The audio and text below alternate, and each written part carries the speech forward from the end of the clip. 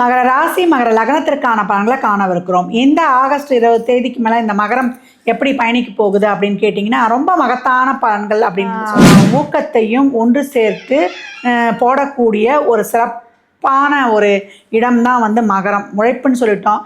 10 தொழிலாளர்கள் 100 தொழிலாளர்கள் இருந்தால் தான் ஒரு முதலாளியே உருவாக முடியும். அந்த மாதிரி உருவாக்கக்கூடிய இடத்தில் இருப்பவர்கள் இவங்க உடனடியாக வந்து ஒரு முன்னேற்றத்தை அடைவாங்கன்னா அது ரொம்ப வந்து கம்மி, ரொம்ப ஒரு வெகு குறைந்தவரே அப்படின்னு. இதையெல்லாம் கடந்து வருவதற்கு நம்மளுக்கு இடை வழிபாடு தான் இந்த காலகட்டம் நம்மளுக்கு வந்து நல்ல வலிமையையும் ஒரு மனத்தின்மையையும் கொடுக்கும் அப்படின்னு வந்து சொல்லலாம்.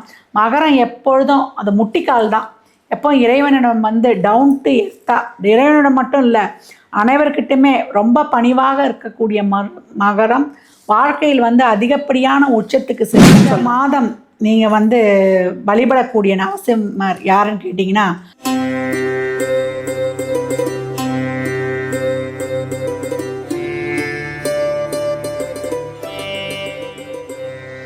ஓம் சரவண பவ. பாலும் தெளிதேனும் பாகும் பருப்பும் இவை நாளும் கலந்துனக்கு நான் தருவேன். கோலம் செய் துங்க கரிமுகத்து தூமணியே நீ எனக்கு சங்கத்தமிழ் மூன்றும் தா. ஜோதிட யுகம் யூடியூப் சேனல் அன்பர்கள் அனைவருக்கும் ஆர்த்திய சோரலக்ஷ்மியின் ஆத்ம வணக்கங்கள். இந்த பதிவு சிறப்பான பதிவு. நமக்கு வந்து நிறைய கிரகங்கள்லாம் ஏற்கனவே பயிற்சி ஆயிட்டாங்க. நம்ம பெரிய கிரகங்களும் சரி மாத கிரகங்களும் சரி ஒவ்வொரு மாதம் வந்து பயிற்சி ஆகி இவர்கள் இணையவும் செய்கிறாங்க. இந்த இணைவுகளும் பயிற்சிகளும் என்ன மாதிரியான பலன்களை தரவிருக்குதுன்னு சொல்லிட்டு இதனால் யாருக்கு வந்து அதிகப்படியான ஒரு ஜாக்பாட்டு நன்மைகளை பெறப்போகிறாங்க, யார் வந்து அதிக கவனமாக விழிப்புணர்வாக இருக்கணும் என்பதை இந்த பதிவுகளில் காணவிருக்கிறோம். மகர ராசி மகர லக்னத்திற்கான பலன்களை காணவிருக்கிறோம். இந்த ஆகஸ்ட் 20 தேதிக்கு மேலே இந்த மகரம் எப்படி பயணிக்க போகுது அப்படின்னு கேட்டிங்கன்னா, ரொம்ப மகத்தான பலன்கள் அப்படின்னு வந்து சொல்லலாம். என்ன அவங்க வந்து ஒரு பொறுமை, நிதானம், சகிப்புத்தன்மை, பொறுப்புணர்வு இதுதான் அவங்களுக்கு தாரக மந்திரம். ஏன்னா அது இருக்கக்கூடியது வந்து உழைப்பின் ராசி. பிறருக்காக உழைத்து, பிறருக்காக சேமித்து, பிறருக்காக வந்து நிறைய வந்து ஒரு வேலைகளையும் முயற்சிகளையும் ஆக்கத்தையும் ஊக்கத்தையும் ஒன்று சேர்த்து போடக்கூடிய ஒரு சிறப்பான ஒரு இடம்தான் வந்து மகரம். உழைப்புன்னு சொல்லிட்டோம். 10 தொழிலாளர்கள் 100 தொழிலாளர்கள் இருந்தால் தான் ஒரு முதலாளியே உருவாக முடியும். அந்த மாதிரி உருவாக்கக்கூடிய இடத்தில் இருப்பவர்கள் இவங்க உடனடியாக வந்து ஒரு முன்னேற்றத்தை அடைவாங்கன்னா அது ரொம்ப வந்து கம்மி, ரொம்ப ஒரு வெகு குறைந்தவரே அப்படின்னு வந்து சொல்லலாம். அப்போ இந்த உழைப்பின் ராசியான மகரம் வந்து சனியுடைய வீடாக இருக்கிறதுனால உடனே அடால் தடியாக நான் ஒரு 25 வயசுக்குள்ளே 30 வயசுக்குள்ளே ஒரு மில்லியனான எதிர்பார்ப்பு வைத்துக்கொள்ளக்கூடாது. படிப்படியாக ஸ்டெப் பை ஸ்டெப்பாக கிராஜுவலாக அவங்க வாழ்க்கையில் முன்னேற்றம் வரும்போது அவங்க சரியான பாதையில் கலக்கிறாங்கன்றதை வந்து அவங்க அறிந்து கொள்ளலாம். இந்த மாதத்தை பொறுத்த வரைக்குமே மகரத்துக்கு வந்து தொழில் மேன்மை உண்டு. தொழிலில் வந்து நிறைய ஒரு ஊர் மாற்றம், இடர்மாற்றம், நம்மளுக்கு வந்து ஒரு பதவி மாற்றம், ப்ரமோஷனு இதெல்லாமே கிடைக்கும். எதிர்பார்க்காத நல்ல ஒரு பெனிஃபிட்ஸ்லாம் கிடைக்கக்கூடிய ஒரு அருமையான மாதம் அப்படின்னு வந்து சொல்லலாம். மகரத்திற்கு இது வரைக்கும் தொழில் இருந்த தொய்வு, அந்த சுணக்க நிலை இதெல்லாமே தீர்ந்துடும். நிறைய வந்து விரயங்கள் ஏற்படும். அந்த விரயங்களை வந்து சுப விரயங்களாக மாற்றிக்கொள்ளணும் அப்படின்னு வந்து சொல்லியாச்சு. மகரம் வந்து லேட்டாக வந்து அது வந்து வாழ்க்கையில் முன்னேறினாலும் வெற்றி பெற்றாலும் அது வந்து ஒரு நிரந்தரமான ஒரு இடத்த வந்து பிடிக்கும் அப்படின்னு வந்து சொல்லலாம். இந்த காலகட்டம் வந்து உடல் ஆரோக்கியத்தில் இருந்த குறைகள்லாம் வந்து நீங்கக்கூடிய ஒரு அருமையான மாதம். அதே போல் வண்டி வாகன சேர்க்கை, நம்மளுக்கு வந்து ஒரு ட்ராவல், அதனால் ஒரு ஆதாயம் இதெல்லாம் இருந்தாலும் 8ல் இருக்கக்கூடிய சூரியன் ஆட்சி ஆகிட்டு அங்கே போய் புதனும் மாத பிற்பகுதியில் சேர்ந்துருவார்.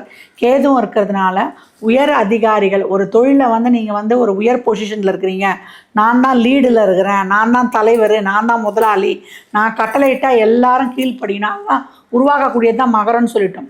அந்த மாதிரி இருக்கிறவங்க, யூனிஃபார்ம் துறையில் இருக்கக்கூடியவங்க, அரசியல் துறையில் இருக்கக்கூடியவங்க, இல்லை ஒரு வந்து பொறுப்புகள் அதிகாரம் என் சொல்லுக்கு தான் மற்றவங்க கட்டுப்பட்டு நடக்கணும் அப்படின்னு சொல்கிறவங்கெல்லாம் இந்த காலகட்டம் ரொம்ப கவனமாக இருக்கணும். தவறான முடிவுகளை எடுத்துடக்கூடாது. மூத்த குழந்தை, மாமனார், அப்பா உடல் ஆரோக்கியத்தில் கவனம். அதே போல் தாய்மாமன் வழி உறவுகளில் தந்தை, நான் ஏற்கனவே சொன்ன மாதிரி வேலை செய்கிற இடத்துல நம்ம உடன் பணிபுரிபவர்கள் சீனியர்ஸ்கிட்டலாம் ரொம்ப கவனமாக இருக்கணும். நோய் எதிரி கடன் தேவையில்லாமல் வந்து போய் அதிகமாக வாங்கி வைத்து கொள்வது. அதே போல் ஒரு சின்ன உடல் உபாதையாக இருந்தாலும் இந்த காலகட்டம் மருத்துவருடைய ஆலோசனையை எடுத்துக்கொள்வது. வெளியூர் பிரயாணங்கள், வெளியில் இறங்கினாலே நம்ம வந்து ஹெல்மெட் இல்லாமல் போகக்கூடாது. ஒத்த தலைவலி, இஎன்டி சம்பந்தமான பிரச்சனைகள், வயிறு சம்பந்தப்பட்ட உபாதைகள், அஜீரண கோளாறு இதெல்லாம் கவனம் வேணும். தொண்டைக்கு கீழே போகக்கூடிய உணவுகளில் ரொம்ப கவனமும் கண்ணும் கருத்துமாக இருக்கணும்.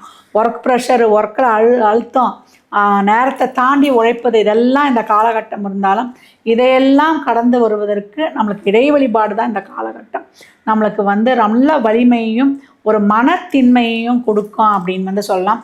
மகரம் எப்பொழுதும் அது முட்டிக்கால் தான். எப்போ இறைவனிடம் வந்து டவுன் டு எர்த்தா, இறைவனிடம் மட்டும் இல்லை அனைவர்கிட்டையுமே ரொம்ப பணிவாக இருக்கக்கூடிய மகரம் வாழ்க்கையில் வந்து அதிகப்படியான உச்சத்துக்கு செல்வம்னு சொல்லலாம். எப்பவும் இறைவனிடம் இரு கைகளை ஏந்தி பிரார்த்தனை செய்யக்கூடிய மகரம், முழங்காலிட்டு இறைவா எனக்கு தேவையானதை நீ தான் கொடுக்கணும், என்னுடைய உழைப்புக்கு ஏற்ற வருவாயும் என் முயற்சிக்கேற்ற பலனையும் நீ எனக்கு வந்து நிறைவாக கொடுன்னு சொல்லிட்டு அவர்கிட்ட வந்து கேட்கணும். மனதார மனமுருகி கேட்கும்போது மகரம் நல்லா வந்து ஒரு அடிப்பிரதர்ஷனம் பண்ணுறது, ஒரு முட்டி போட்டே கோயிலை வலம் வர்றது, இந்த மாதிரிலாம் செய்யும்போது அவங்களுக்கு அது வந்து நிறைய பாசிட்டிவ் எனர்ஜியை கொடுக்குன்னு சொல்லலாம்.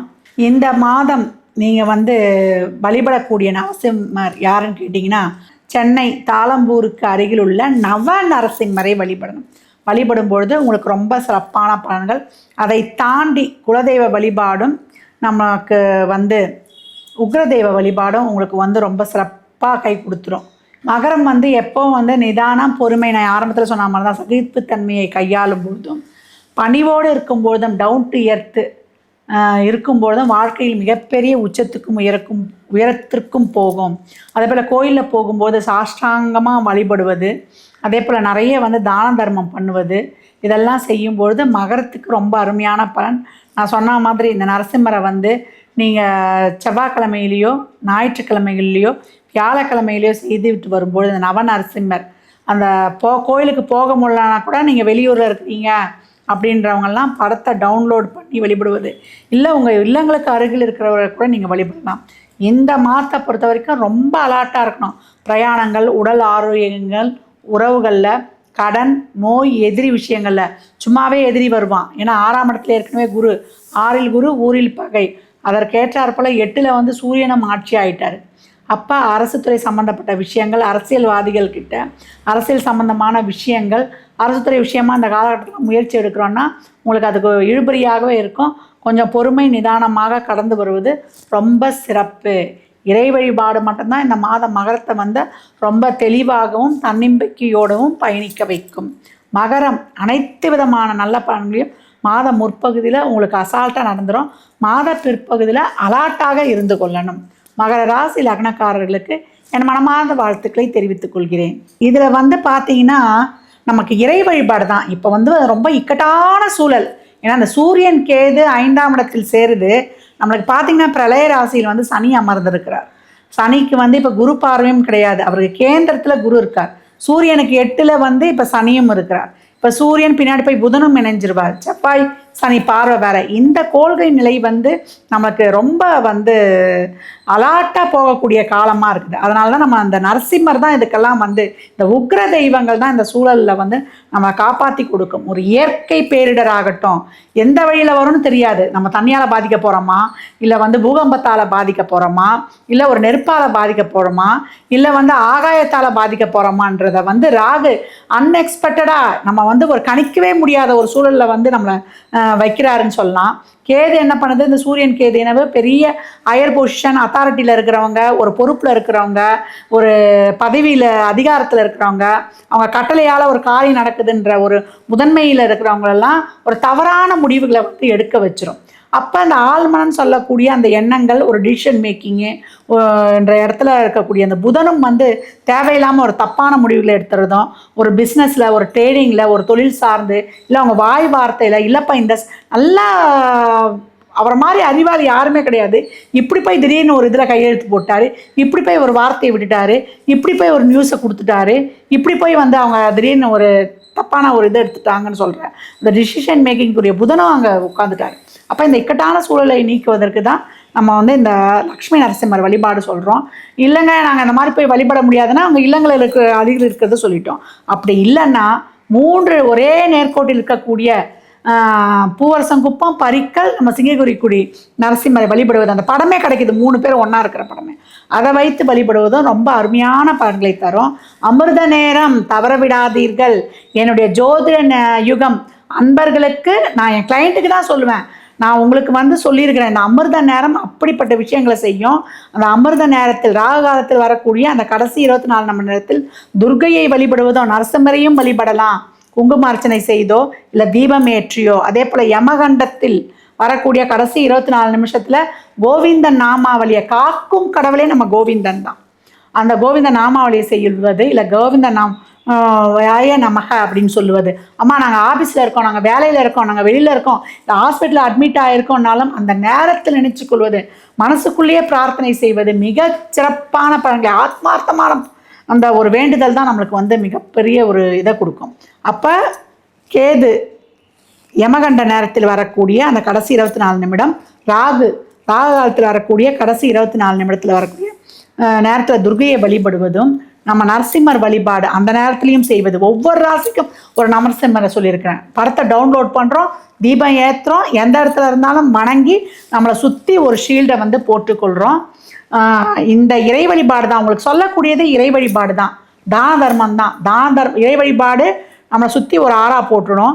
தான தர்மம் அன்னதானத்துக்கு சொல்லியிருக்கிறேன். தானம்னா கேட்கும்போது கொடுப்பது தான், தர்மன்னும் போது கேட்காமையே கொடுப்பது. சாப்பாடு எப்படி கொடுக்கணுன்ற அன்னதானத்தை சொல்லியிருக்கேன். இல்லை இதுவரையும் பார்க்காம புதுசாக பார்க்குறவங்களுக்கு இப்போ ஒரு தடவை சொல்லிடுறேன். ஒரு ஃபுல் மீல்ஸு இனிப்போட எலுமிச்சங்காய் ஊறுகாவோட 21 ரூபா மேலே வாட்டர் பாட்டிலோடு தரும்பொழுது மிகச்சிறப்பான பலன்களை, வரக்கூடிய கட்டத்தை கூட அதை நல்லதாக மாற்றி கொடுத்துரும் அப்படின்னு வந்து சொல்லலாம். பெரியவங்க கிட்ட ஆசி வாங்கிக்கணும், பெரியவங்க கிட்ட நல்ல வார்த்தை வாங்கிக்கணும்.